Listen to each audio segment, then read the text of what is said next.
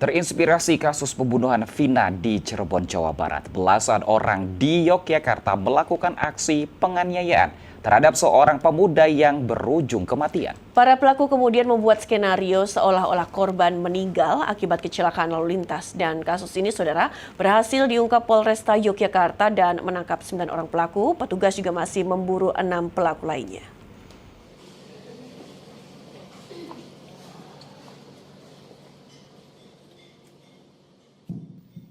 Sebanyak 9 dari 15 orang pelaku penganiayaan yang menyebabkan seorang pemuda berinisial F 30 tahun, warga Umbul Harjo, Yogyakarta meninggal, ditangkap tim Jatanras Polresta Yogyakarta. Para pelaku menganiaya korban hingga sekarat dan kemudian tewas. Selain menganiaya secara bergantian, para pelaku juga sempat menyekap korban di sebuah ruangan di salah satu tempat arena futsal di kawasan Jalan Kusumanegara.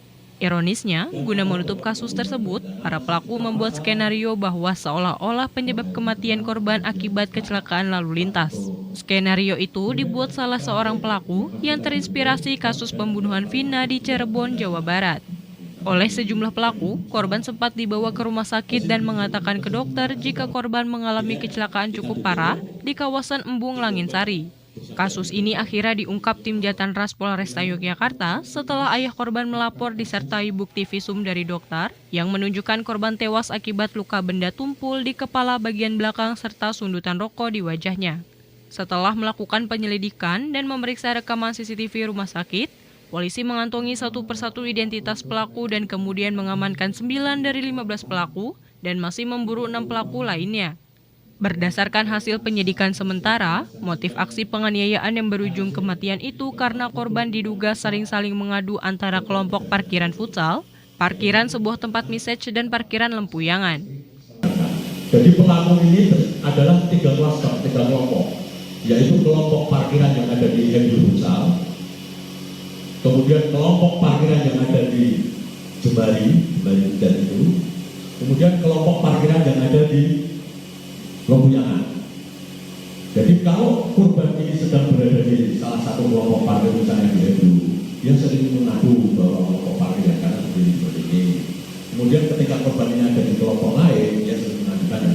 Akhirnya mereka ini saling ketemu para kelompok parkir ini. Nah, ternyata tidak ada kalimat-kalimat yang sering diadukan sehingga para tersangka ini merasa doko sakit hati. Karena merasa diadu.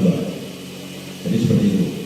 Polisi juga menyita sejumlah barang bukti, di antaranya baju korban, karpet dengan bercak darah, knalpot motor, pedang dan ember dan gayung yang dipakai untuk membersihkan wajah korban sebelum dibawa ke rumah sakit. Akibat perbuatannya, para pelaku dijerat pasal 340 KUHP Subsidiar, pasal 338 KUHP Subsidiar, pasal 351 KUHP, dan atau pasal 170 KUHP dengan ancaman hukuman maksimal pidana penjara seumur hidup, Undang Perlindungan Anak dan pasal 170 KUHP tentang pengeroyokan yang dilakukan secara bersama-sama dengan ancaman hukuman 5 tahun penjara.